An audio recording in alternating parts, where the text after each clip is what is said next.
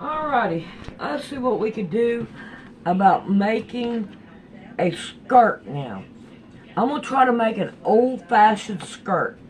Now, say for instance, this is the skirt.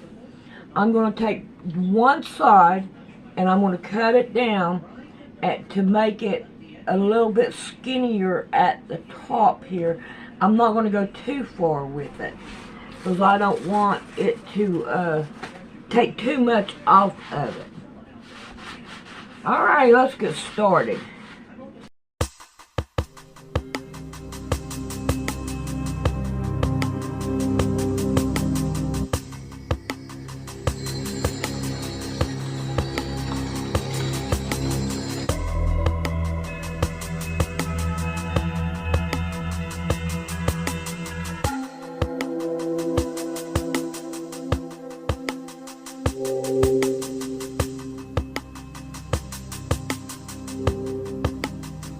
Make them nice. You know, like people gentrify certain parts, old buildings, because they have nice style to them. They have these features that they don't build them like they used to. And then you have things that were built like in the 60s. There's water stains. They look like garbage. And then people treat other people like garbage in these places. Everybody lives in these apartment buildings, these blocks, and it just looks ugly. And again, people's behavior is ugly in those places versus a place that looks classic and people want to aspire to be better. I thought about that and I'm like, you know what? I never really could understand why I felt a certain way, but it all made sense in that way, that if you have an oppressive regime, they build these, you know, because it's like everybody knows what looks good. You know, everyone, they'll try to say now all this is subjective, but it's like, you know what looks good and what doesn't. I'm sure that everybody who's gone to like Washington, D.C. is impressed with the architecture. Go see something new they built there. It looks like, you know, like everybody would objectively say that looks like garbage. And the funny thing I was thinking, I was literally just in Raleigh, North Carolina, and that's not obviously like D.C., but it is to a certain extent. It's a much smaller version of it. And I thought, like, as somebody like me who's skeptical of things, all I want is some kind of an explanation. I want them to mention it. I want them to mention that they used to build better things, but they never, you know, like you never get anybody in public admit that in the 1800s, for some reason, they built better things than we do today. Like if there was a reason why they could, and if anybody says money, we know they got the money printing machine and they build whatever they want. They don't mind throwing money down a hole these days. Back then, there was no Federal Reserve where they could not have just printed money. So they actually had to do it with whatever. I mean, we're told basically being more technologically advanced, we should be able to build the same things cheaper and faster. But that's not the case. And then that's when you really start to see how stupid some of this stuff is, when you see the 1-year timelines on these buildings. Like they built, even like the Empire State Building, which is funny. To go back to where we're saying Fort Jefferson, 16 million bricks. There's 10 million bricks in the Empire State Building. So just think for scale-wise, like to think about that. So we're told that they built the Empire State Building in 1 year. How? Like, you know, how could they do that back in like, I think it was like 1931 or something like that, like right around 1930. Like, how could they do that in 1 year then? And then you would imagine them, like everybody knows, have you ever seen them do road work in your town? How long does it take for them to fix roads? Why? Why does it take so long to do that stuff? I mean, it's like we've regressed in some kind of way. And that's why I said that's what leads me to believe that there was a peak of civilization at some point, and we're not there. We're on the downside of it because like it feels like we're living in a place that was once better than this. That people were like, people were inspired to do these kind of things, and I think the only thing that makes sense is there must be something that's left out of the story. Didn't you do a video about a dam in Las Vegas area? Oh yeah, Hoover Dam. Go down that rabbit hole real quick. Well, that was funny. That was one of my first big videos, and it was like I literally was kind of on this kind of Art Deco kind of like, this is weird, all the symbolism here with all this angels and Greek gods and all this weird stuff. And I remember when I first saw that, I was like, man, it's really weird that they got those angels on that dam. Like, what is that? like again, you think about it, like, so this is like during the Great Depression. They decided to put these elaborate statues. If you guys have never been there, there's a memorial over at the Hoover Dam, and yeah, I affectionately call them the Dam Angels. And so they're sitting on these blocks over at the Hoover Dam. Here's the crazy thing: the stats on the Hoover Dam is that like this is like it's got like more concrete than almost any place other than like one of the Great Pyramids. It's like how much weight and all this stuff. And I think Oscar James Hansen, the guy who was the sculptor who created the angels, he compared it to the Great Pyramid. Interesting. I just think it's interesting because a lot of people question what were the pyramids used for. Well, this guy's talking about a hydroelectric dam and he's comparing it to the pyramids. Maybe that's the correlation. Maybe the Great Pyramids for energy as this thing is. So that being said, so what we're taught is that over 100 people lost their lives when they were building this dam. And that's when I was going down this rabbit hole, and it was funny because like I was doing all these videos about like symbolism and architecture, and somebody said, do the Hoover Dam, and I was like, well, the angels are weird, but I don't really know what it means. And so it was funny, like literally my video was kind of about like, I was literally, as I was making the video, I was kind of figuring it out. I was like, oh, let's do a little detective work. So did you guys know these angels were here? Let's see if we can figure out why. So they have this star map in front of them, very Freemasonry looking, kind of symbols on it. And they have like the constellations. And it turns out the star map actually was put there almost kind of like in the way that the Great Pyramids and things like that. They would have these astronomical markers where you could actually literally, somebody could say based on the alignment of the stars at that time, when it was built to the hour. I think it was dedicated on September 30th in 1936, I believe, at 9:30 a.m. Like literally, it says that on the map. And so of course it's got all of the constellations and stuff. It's got this one symbol called Thuban, and Thuban is like from the Draco constellation. Thuban is a Arabic word that means large serpent or dragon. And of course I'm connecting. I'm like, oh, what are large serpents, dragons, and angels? You guys making any connections here? Of course, as a Christian, you're like, there's one angel that was called the dragon. He was called the serpent. And the crazy part, so as I was going down, I was connecting all these symbols. There's this memorial plaque there that says that it's showing this guy and he's doing like this. And he's got wheat over his hands and he's kind of in the water. And it says, they died to make the desert bloom. And of course, at that time, I'm like, that's a weird phrase. Like, okay, so people died building this dam. But as I mentioned, I'm in construction. I've worked on projects where people died. Nobody would ever we would never talk about them like that. Like they had to die or this wouldn't get built. Like that's a separate tragedy. It's like we do our best so nobody dies and we could still build the things. That's different. But when you say they died to make the desert bloom, and I'm like, that's weird because like there's not even anything really blooming around there. It's like, you guys ever been to the Hoover Dam? It's pretty bleak around there. The only thing that probably bloomed was maybe Sin City. And then I started to think like, it sounds like a sacrificial thing. There's all this symbolism. They literally dedicated, I think, the dam, the dam, I want to say it opened or the angels were finished during like Saturnalia. There's these black cubes they're sitting on. It seems like there's this imagery to Saturn there. Saturnalia, they sacrifice people to the god of agriculture, which again, he's doing like this thing here. He's got wheat over his hands. Like I said, do they make wheat around Las Vegas? I mean, like, if they do, I didn't know it. I mean, like I don't think it's known for that.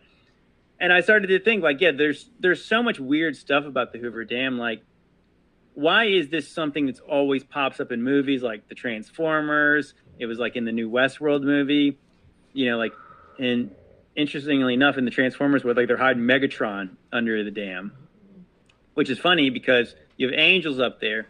Megatron is very similar to like the Book of Enoch. I think third Enoch, it mentions Enoch becomes Metatron, which is like an angel, the angel of death. He's like the head angel. You got Megatron there.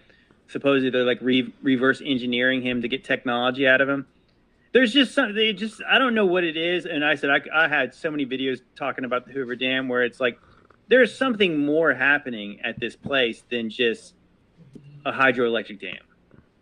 Even I finally just visited there, and unfortunately, they actually supposedly they had to get rid of the star map, or they had to demo it and they were going to redo it because of like water damage. Now they don't even know anybody who can do it. Like literally, they just jackhammered this thing up, threw it in a dumpster, and now they're not sure if they can finish it or not. And I'm starting to wonder, like, wow, maybe they're trying to like.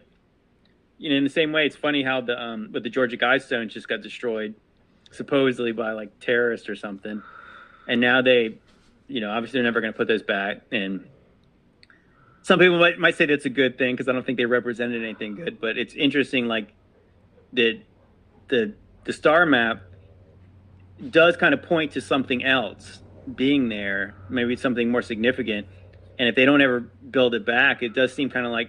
In the same way they demo a lot of these old buildings and remove statues, and it's like, are they trying to kind of like erase parts of history to potentially tell us a different tell future generations a different history?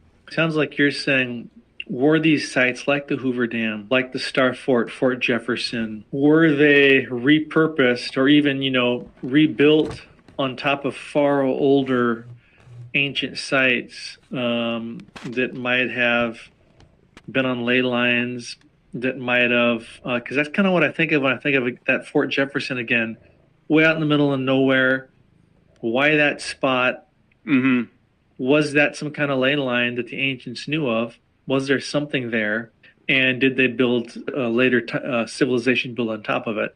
Again, that's the common theme we see in Peru, we see in Egypt. We see the dynastic Egyptians, I believe, building on top of older ancient temples. We see the Inca building. You go to Machu Picchu, and literally you'll see small rough stone and clay mortar construction built on top of megalithic structures. Megalithic structures go up about 4 feet. Mm-hmm. And then all these buildings, it's just like you see the small rough stone on top. It's like, that's two completely different things. Yeah, you can tell. Somebody built on top of the older, and if it was the Inca, why didn't they build the whole thing out of the impenetrable, indestructible style, right? It's so obvious when you ask that question. You know why? Because they didn't. Like, right. But it's interesting that I just learned this factoid out just real recently. A good way to cover up stuff would be submerge them.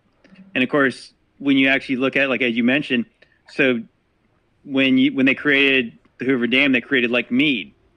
And I can't remember, I once knew all the figures of it, but so much has been submerged by Lake Mead. And I learned there was a city, an Anasazi city. So the ancient Anasazi were natives to this land supposedly, and were the Pueblo Indians and the Hopi Indians claimed to be related to them in some way. They're the ancestors. But the funny part, it was like when I actually learned what Anasazi meant, it just means ancient ones. And so who were the ancient ones? Well, nobody really knows. We just know they lived a time before here. And so when I know what everybody's picturing in their brains when they're saying there was a city under there, they're thinking like, oh, you're thinking of like mud huts and stuff like that. Well, if you go to the lakemead.gov site, it literally says that they had structures with up to 100 rooms in them. Okay, so now maybe you're picturing something different. Like, that's not a primitive society. That seems like an advance. 100 rooms? That's a building. That's a big building. And so that's under Lake Mead. And then you think about, like, all the stuff, even, like, I think they say, like, even now there's 250-ish, I think, sites attributed to the Anasazi. Now, here's the crazy thing is, if you look up the stats, and I can't remember exactly what the stat worldwide was, but there's like 91,000 dams in the world. Like 90,800 of them are in America. It's like literally there's over 90,000 dams in America. So you think about it. Obviously, you have all these artificial lakes. What are they covering up? The answer is lots of stuff, but what are they covering up? Like I said, I gave you an example. There was an ancient city that was covered up. So what else is covered up by these lakes? There's literally no telling. what they're covering up. I mean, because like I said again, like especially when you find out how deep these lakes are after, because like literally they're flooding out these valleys that are between mountains. I think they say like even now there's been all this talk about this worry of that Lake Mead was drying up. Yeah, it's because it was dropping under 1,000 feet by the dam, so it's like it's still really deep. I mean, that's like how deep is the stuff that's really submerged? The answer is really, really deep, and like you couldn't even find, we couldn't find out what's under there. You mentioned the Anasazi, the ancient ones. It's crazy looking at some of the artifacts pulled out of a lot of these ancient mounds in Ohio, in Florida, in Alabama, Arkansas. If you took these artifacts and you told somebody where's this from, they'd say that's a Mayan artifact. I mean, it looks that crazy. Artifacts pulled out of mounds in Ohio that look like they're straight out of Mexico. We're almost out of time. I want to ask you about one more site. You had a video about this. It was very intriguing, and that was, I think it was called Camp Hero. And the stuff about Stranger Things. Yeah. You were talking about the Stranger Things series and how were they actually getting their idea from this other actual site called Camp Hero. So tell us about Camp Hero. And I mentioned portals. So tell us why you think this might have been a portal. Okay, so a good maybe reference point here is like, so you sometimes you might have to think in your mind, like block out that idea of what you've been shown, like in movies like Stargate. Like, so you think about, like, I know a lot of people are thinking like CERN. You have this big old thing and you could imagine it looking like a Stargate. But what I'm thinking, like, that maybe portals are a little different. It's more of a spiritual thing, like literally doorways that we might not be able to visualize in the way that you and I can visualize it. But so I got asked a question on my live stream the one day about Stranger Things. What do you think about that show? And I said, I think that show shows you a lot of real things. And I said, the crazy part about that show is a lot of people don't realize it's based on a true story. So, of course, I'm not saying it's true. I'm not saying the show's facts. I'm saying like that I do believe in a spiritual world. And I believe that when they showed the Upside Down, there is obviously a spiritual world that's like, it's running parallel to here. It's almost like an alternative dimension, that those beings can interact, and there's a veil where sometimes it's thin, and there's ways to pierce that, and we can interact with that, and they can interact with us. So the interesting part about that, they were originally, I think, going to call that show, I think they were going to call it Montauk, because Camp Hero is a real place. It's a former Air Force base in Montauk, New York. And at this place, they were literally doing all kinds of crazy experiments on kids, on animals. Like literally they were kind of like that story of 11 in that show, is they were basically abusing children, doing weird things with them. They were trying to get them to astral project and all this stuff. And then, so like if you could get somebody to astral project, if you believe in that sort of thing, which I do, I believe that is, if you could imagine your consciousness, your soul, like leaving your body and going somewhere else, it's like, I think that's showing you like you're kind of going into this spiritual dimension, and maybe that's the kind of portal thing. Now, the scary part is that like if you could go do that, the beings on the other side could likely come through too. So what the fantasy element of the show probably is showing you, like that there's this wall where you literally see things that could come straight out of the wall. Like, I don't think it probably works like that, but I think that there is definitely something happening there where the things they're showing you in the show, like literally, I think it was like Bill Clinton gave some speech, and he doesn't specifically name it, but he's literally like apologizing for things the government was caught doing in some of these places, like using radiation experiments on people. And again, like the weird stuff with the kids, like these black sites, like these 3-letter agencies are doing weird things. And of course, what's the truth about that? Well, I don't think we're ever going to get the full story about what they were actually doing, but it's similar in the way that there's stories about Jack Parsons. Jack Parsons was, the guy who was credited with creating JPL, which is like the things that power NASA's rockets. And he was like from like it's funny, like you think about the story of like Iron Man, and like Tony Stark, his dad's named Howard Stark. If you see like those Marvel shows, that guy's obviously patterned after Jack Parsons. Jack Parsons got the little mustache. He's got the slick back hair. He looks just like a Stark, or the Starks look just like him. And so he's credited with not only being a rocket scientist with no formal training, but what he was actually doing was he was like literally a Thelemite, who, if you don't know what that is, that's Aleister Crowley started this branch of like this Satanism basically, and he was the Ordo Templis, something like that. They were basically a Thelema, and so like a Thelema was like a disciple of Aleister Crowley, and they were doing this thing called the Babylon Working, where they were trying to open up a portal to summon the Whore of Babylon. Now, that sounds like a conspiracy there until you look it up. And yeah, supposedly they were trying to open a portal through sun worship and all kinds of weird stuff. Like that happened. I mean, was the portal opened up? I don't know. I mean, of course, people, some people say yes, some people say no, but I think that there is obviously something more where it's like that whole, you guys remember that first Thor movie when Thor is telling the one scientist, it's like, your ancestors called it magic, you call it science. He's like, where I come from, again, the thunder gods telling him they're one and the same. And so like the science is basically magic explained, because if I never told you how I did the trick, it's magic. If I explain it to you, it's a scientific process. But I think that what they don't tell you is that at these black sites, they are one and the same. They're doing weird ritualistic things in order to get science, and that's what people wonder. It's like, so is that what they're doing over at CERN when they have literally, it's built on the temple, like the property is where the Temple of Apollyon was, Apollo. They got a Shiva statue. They do weird ritualistic things there with like even like with the Gothard Tunnel right there, where they have the most bizarre opening ceremony.